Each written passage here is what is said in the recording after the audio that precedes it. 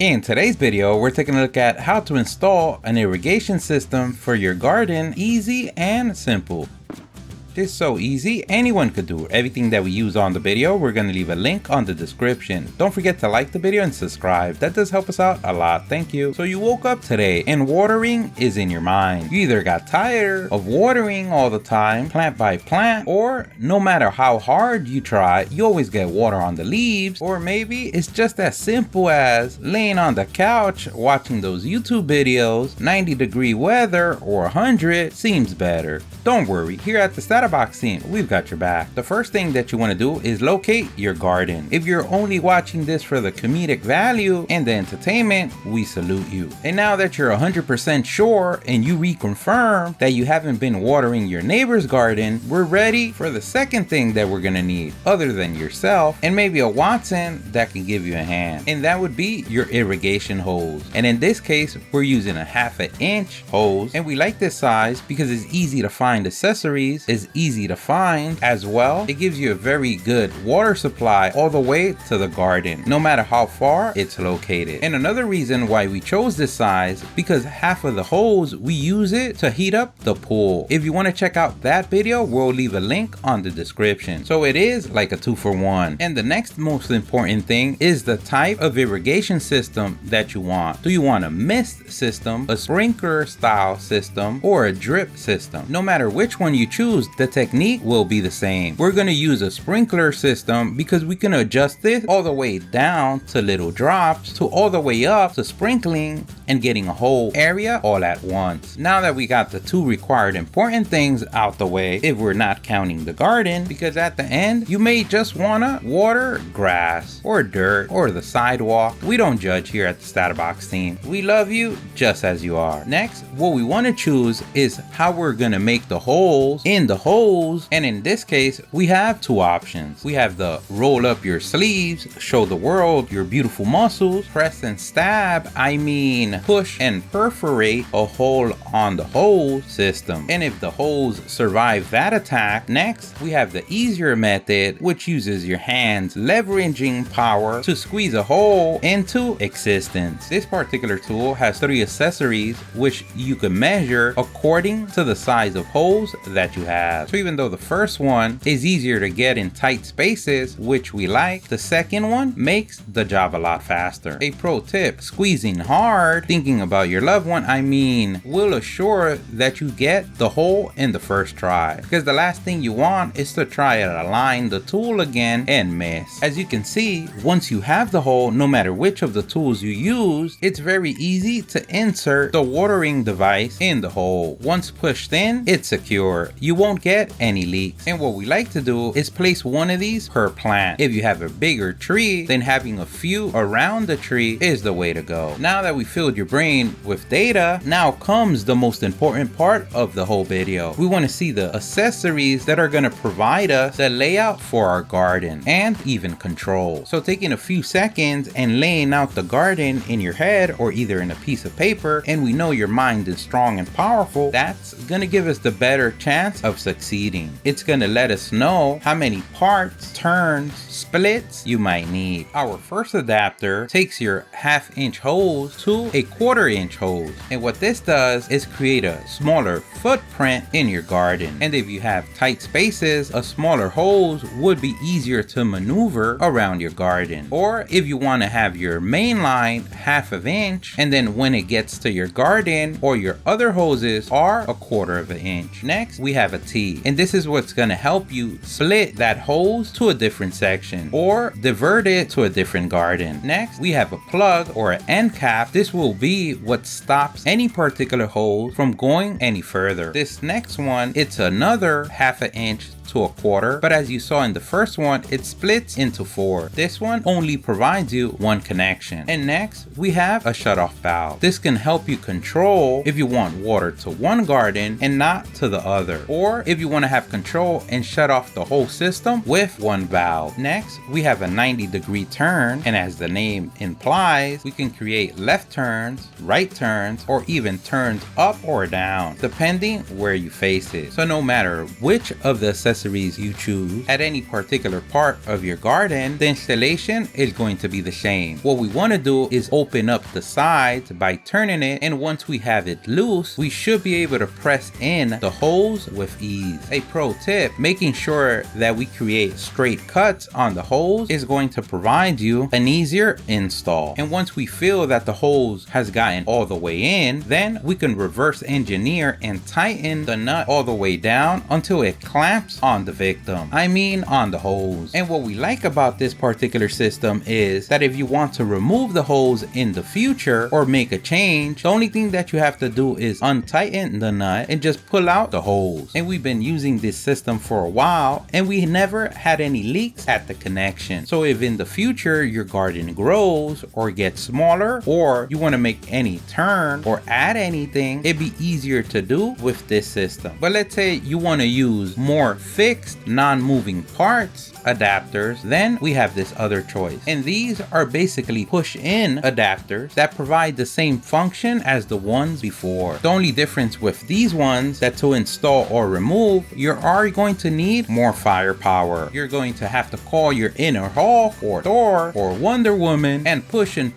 to get it in there. But a pro tip, if you place the hose on the sun for a little bit, this would help to soften the hose and make the installation a lot easier. You can also use a heat gun for a few seconds to make the inserting process a lot easier. You can also use some pliers as we showed on our pool heating video. You just have to be careful because remember, it is plastic. Now that we've done splits, angles, insertions, and this video looked more like 50 Shades of Grey than irrigation system, we're ready for the next accessories that are going to come in handy. This one can be used in two forms. It could be a lined ending or also used as an organizer to have your tubes nicely in place. Next, we have the end caps, and we prefer to use this one compared to the line ends because we feel it's more secure. Also, if we need to use it in the future, we just untighten and remove. Meanwhile, the line end bends the line, creating a crease on the hose that may create an issue in the future, like a leak. We're almost there, grasshopper. We're almost getting to the end, to the fun part, to the installation. But now that we saw all the turns, the ends, we need to know how we're going to connect our line to our water source. And in this case, we have two options. We have the same type fittings like before. It's a twist, push in and tighten model. Our second option, it's a more durable option because we have a metal clamp style system that may last longer with time. Remember, being in the garden, dropping the hose, moving it around, accidental steps on, disconnecting and connecting, the plastic fitting may lose the fight over 5 rounds. So now we have the irrigation system from the end cap all the way to the connection. We can end this first part of the video before we get our hands dirty on the dirt on the second half with the last two accessories that are meant to make things a lot easier. And the first one is a water hose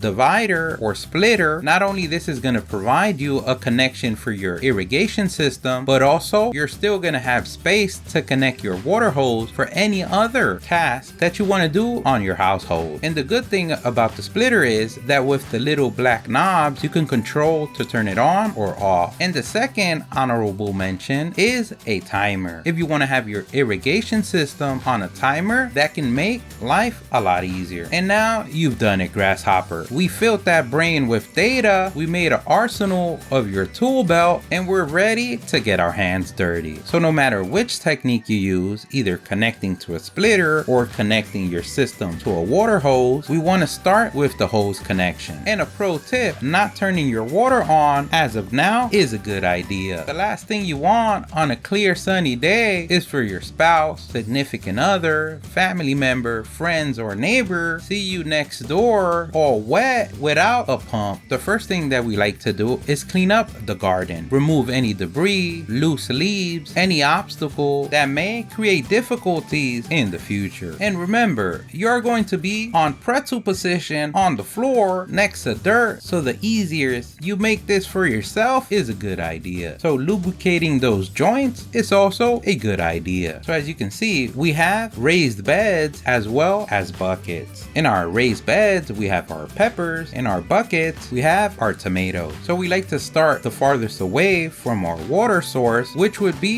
the peppers. Then from there, we can create a split to the tomatoes. So in this case, because the way that we planted our peppers, we're gonna use a circular coral shape so we can waterboard our plants.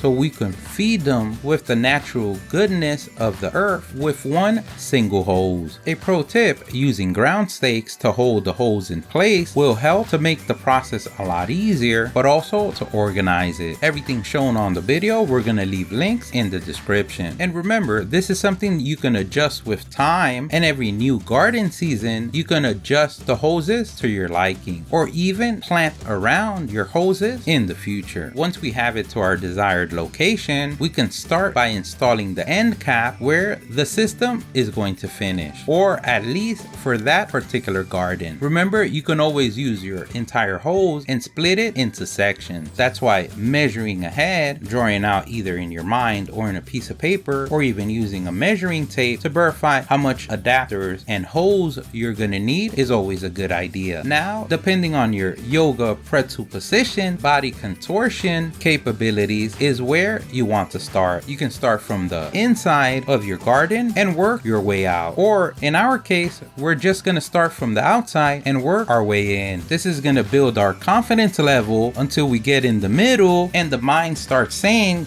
get us out of here. And you know, here at the StatUpBox team, we like to show worst case scenario. Building your irrigation system on an existing garden will require more work, but at the end, great satisfaction. But let's say in your case, you haven't started your garden, then it would be a lot easier to install and plant around it. So basically, we make the hole, then we press and push until we've noticed that the irrigation system plug or adapter is set all the way in. In our case, we're gonna plug one per plant. Remember, the more that you place, the faster it will water it. The less you place, the longer you would need the water to be on. If you have a larger plant or larger tree, you want to place a few around it to make it a lot easier. Also, if your space is more limited, then placing adapters from 1/2 inch to 1/4 inch tubing can get you on those nook and crannies that are harder to get. Now we're ready for the second step. We already placed all the irrigation system adapters, sprinklers in place. What we want to do now is cut